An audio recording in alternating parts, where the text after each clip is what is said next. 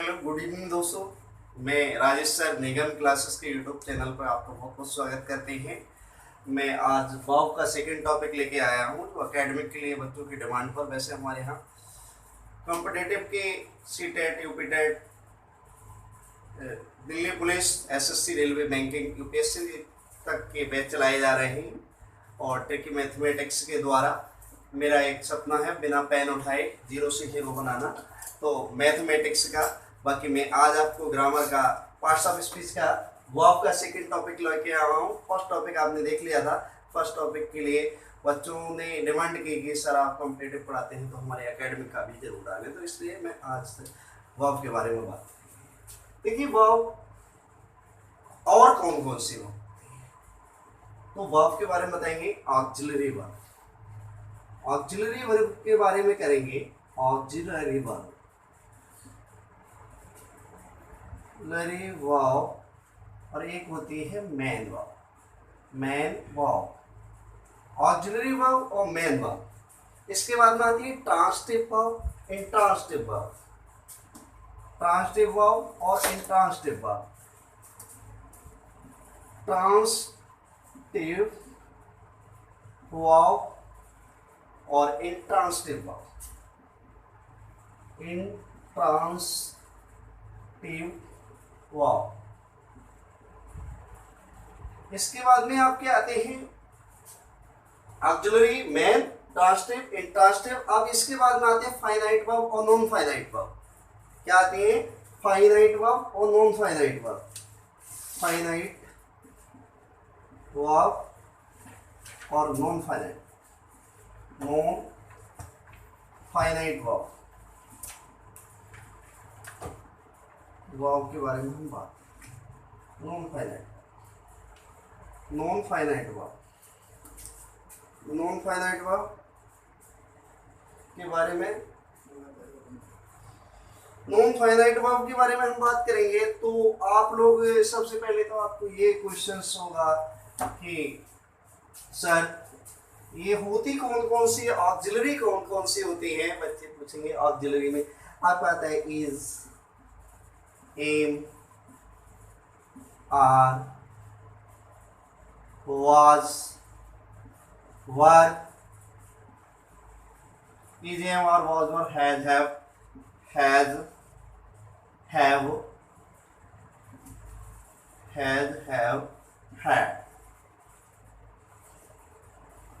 तो इसके बारे में हम बताएंगे।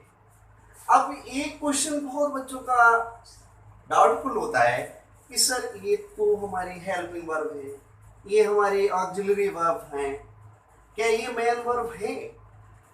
यस, ये मेन वर्ब भी है। कहीं कहीं पर मेन वर्ब का काम करते हैं। हेल्पिंग वर्ब के साथ, ऑक्सिलरी वर्ब के साथ साथ ये मेन वर्ब भी होती है। ये दोनों होते हैं। क्या होते हैं? ऑक्सिलरी वर्ब है लेकिन मेन वर्ब भी है। और वो मेन वर्ब कहाँ पर होती है उसके लिए हम कुछ आपको बताएंगे, सेंटेंस में बताएंगे कि मेन वर्ब कहाँ पे होती है। ये आपको हेल्पिंग वर्ब तो सारे बच्चे जानते हैं, तो वो कहेंगे कि सर हेल्पिंग वर्ब होती है। हाँ, हेल्पिंग वर्ब होती है। ऑक्सिलरी वर्ब होती है, हाँ होती है, लेकिन इसके साथ साथ ये दोनों होती है, मेन वर्ब भी होती है। अब ये मेन वर्ब कौन कौन सी होती है? जो क्लाउज होते हैं, क्लाउज होते हैं जिसका ऑब्जेक्ट नहीं होता है। क्लाउज जब भी बनेगा जब ऑब्जेक्ट नहीं होगा। ऑब्जेक्ट जहां नहीं होगा वह केवल एक ही वर्ब काम करेगी। वो वर्ब कौन सी होगी? तो उसे उस जगह पर हम इसे ऑक्सिलरी वर्ब ना बोल के, इसे हेल्पिंग वर्ब ना बोल के, फिर इस इन वर्ब को लिए हम क्या बोलेंगे? मेन वर्ब बोलेंगे। आइए हम कुछ सेंटेंस आपको बताते हैं इससे रिलेटेड, और मैं समझता हूँ आप लोगों के समझ में अवश्य आएंगे। अगर जिस किसी के समझ में ना आए वो कमेंट करें, बाकी हमसे व्हाट्सएप नंबर पे पूछ ले। जैसे भी जो भी प्रॉब्लम आती है किसी भी बच्चे का तो जरूर पूछ ले। जैसे हमने दे दिया she is writing an essay, she is writing in essay,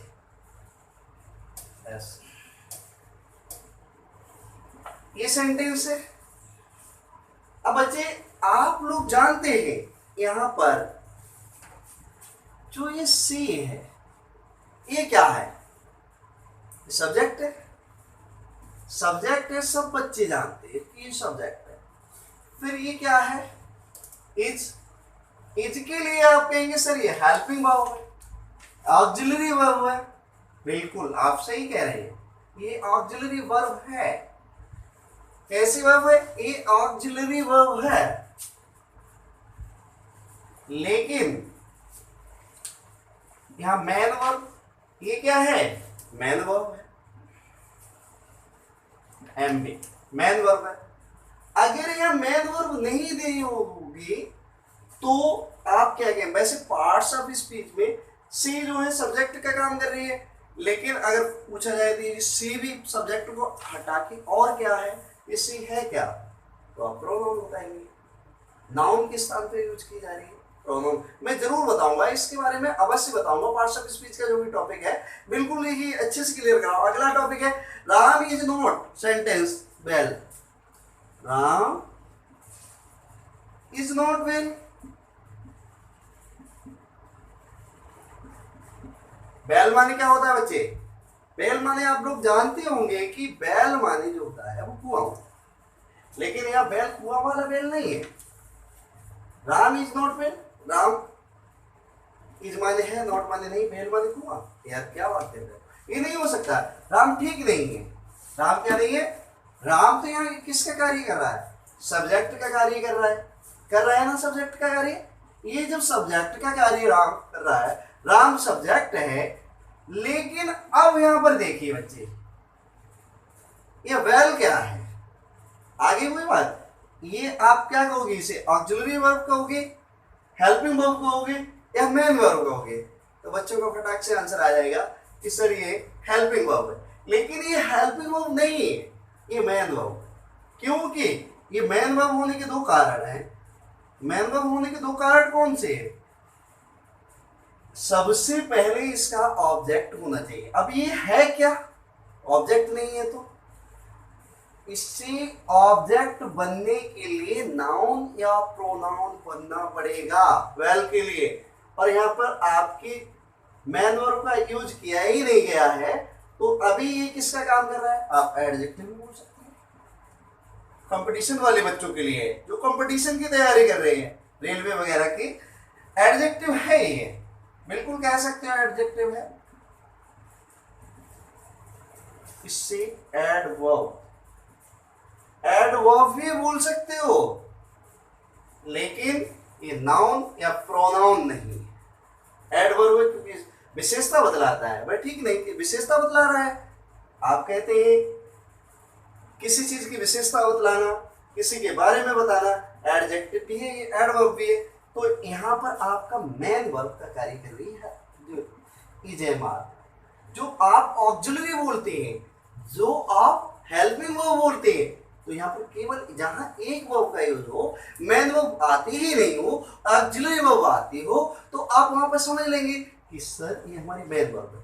competition वाले बच्चे इसमें गलती कर देते हैं भाई, क्योंकि बहुत डीपली आपसे पूछ लिया जाता है, रेलवे में बहुत डीपली पूछ लिया जाता है, तो आप कहते हैं कि सर ये हमारा गलती हो गई। आप लोग लिख के चले आएंगे इसे कि सर ये तो हमारा सर ने बताया था हेल्पिंग वर्ब है, पहले जो क्लासेस में पढ़ते थे तो हेल्पिंग, लेकिन हम बच्चों को भी इसी प्रकार से लेके चल रहे हैं। अब आपका आता है कि बच्चे अगले सेंटेंस में आइए, she has a cow. She have a cow, a cow. अब यहां पर भी बच्चे आप ध्यान देंगे, ये मेन वर्ब है। क्या है ये? मेन वर्ब है, क्योंकि काउ आपकी मेन वर्ब नहीं हो सकती, इसमें दो वर्ब का यूज नहीं किया गया है, तो ये हैज आपका क्या हो जाएगा? मेन वर्ब हो जाएगा। क्या हो जाएगा बच्चे? मेन वर्ब हो जाएगा। और इससे तो आपको पता ही है सब्जेक्ट है। आ काउ गाय है, लेकिन यह पोजीशन मालिकाना अधिकार दिखा रही है कि उसके पास एक गाय है, तो यहाँ पर हैज केवल एक वर्ब प्रयोग की गई है। अगर सिंगल वर्ब का यूज होता है तो आपको समझ लेना चाहिए कि ये वर्ब है वो मेन वर्ब है। ना कि ये हेल्पिंग वर्ब और ऑक्सिलरी वर्ब। इस तरह से आप नहीं बोलेंगे, बच्चे भी सीख लें अभी से, क्योंकि कंपटीशन में आपके लिए दिक्कत आएगी। अब आपका अगला आता है she has written. She has written. She has written.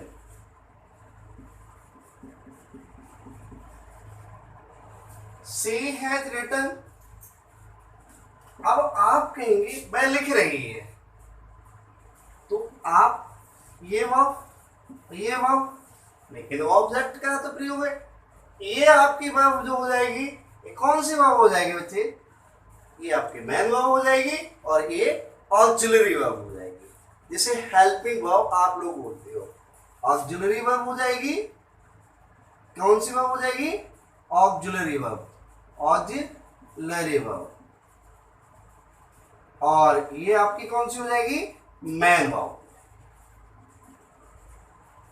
ये आपकी मेन वर्ब हो जाएगी। तो आपको ये चीज समझ में आनी बहुत जरूरी थी। अब जैसे यहां पे हमने बोल दिया she did homework. She did not do homework, इस तरह से बोल दिया जाए। अगर जहां पर ऑब्जेक्ट नहीं है और वर्ब केवल एक आती है, आज हमारा मोटो केवल एक ही है, आपको ये पहचान करा दें कि ऑक्सिलरी वर्ब भी मेन वर्ब होते हैं। तो मैंने जो एग्जांपल्स दिए, इससे आपको समझ में आया होगा बच्चे कि ऑक्सिलरी वर्ब कैसे मेन वर्ब होती है, हेल्पिंग वर्ब कैसे मेन वर्ब होती है। तो यहाँ पर दो प्रकार, जैसे ऑब्जेक्ट अगर नहीं है और आगे आपका एडजेक्टिव लगा है या आपका प्रोनाउन लगा है, तो आप क्या करेंगे? प्रोनाउन नहीं, सॉरी, एडवर्ब लगा है, क्योंकि ऑब्जेक्ट तभी होगा जब वो नाउन या प्रोनाउन उसके लिए बनना पड़ेगा। जैसे इलनेस बनना पड़ेगा, इस प्रकार से हैप्पी है तो हैप्पीनेस बनना पड़ेगा। ऑब्जेक्ट बनेगा तभी आपका वो नाउन या प्रोनाउन बनेगा, तब वो आपका ऑब्जेक्ट बनेगा, अन्यथा वो ऑब्जेक्ट नहीं बनेगा। तो बच्चों, मैं समझता हूँ ये आपको समझ में आया होगा। ज्यादा नहीं पढ़ाएंगे, नींद आ जाएगी, आप लोग ध्यान से देखेंगे, थोड़ा देखिए लेकिन क्लियर देखिए। मैं आप लोगों से निगम क्लासेस के यूट्यूब चैनल से यहीं से आपसे जय हिंद बोलता हूँ, और आप इसे ध्यान से देखिए। Thank you for watching this video.